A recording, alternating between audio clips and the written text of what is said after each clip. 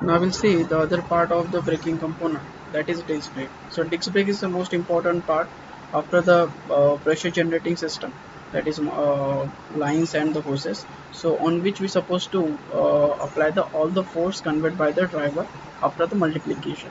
So this is the disc which is normally located on the hub of the wheel, or we can directly say it is located on the wheel itself. Okay, so whenever we grabbing this discs, your wheel supposed to stop, because at a same speed wheel and the discs are rotating, and these are the number of bolting point present on the discs, through which we are supposed to bolt it or tie it on the your wheel. So it some vehicle it having a more number, some vehicle it is less in number. It depend on what or how much amount of torque or braking torque is supposed to transmit on your road wheel. On that basis we are selecting the number of bolts.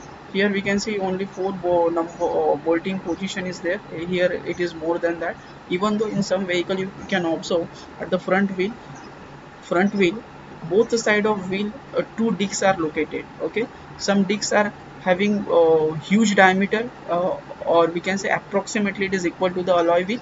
Okay, very small difference is there in between the diameter of alloy wheel and the discs. Okay, some in some vehicle you will found at both side of your front wheel there is a disc is located. So it just balancing, force balancing purpose, we are having the huge diameter, we are having the both side discs of the front wheel. Okay, another thing you have to remember that the coefficient of friction of this material.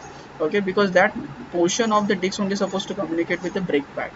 Okay, so the this coefficient of this material is very important. Another thing, the now the holes present over on this disc brake. So basically there are two kind of discs are present. One is a solid disc and the another is a hollow disc. In case of the two wheeler we are supposed to use a hollow solid disc only. Solid disc means the thickness is entirely solid one. In case of the four wheeler there is a the two discs are uh, mounted on each other face to face, and there is some air gap is present. Air gap is supposed to maintain in order to have the air circulation in between the thickness. Okay, so such kind of disc is called as a hollow disc. But here you will have a solid disc only.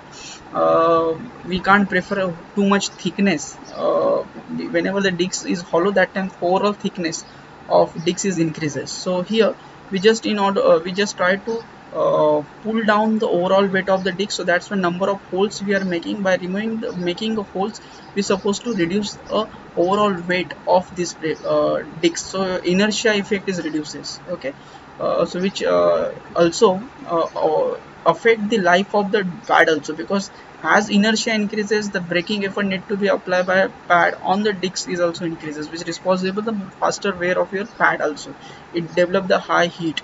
So whenever heat is developed, the anti-fading the disc pad get fade out, because as temperature increases coefficient of friction get modified, and as the coefficient of friction get modified the braking become poor and poor. So to have a less moment of inertia, okay, we are making a number of holes. Even though this number of holes responsible to have the air circulation around the thickness, which is responsible to have a cooling rate also, high cooling rate also. So this that way we supposed to have a less weight, and the we try to have a less weight of the disc brake in case of the two wheeler. Okay, so this is a disc which in till here we have completed all the part of your hydraulic braking system. The most important part is left, that is a master cylinder. Okay, so that part we will see in the next video. Thank you.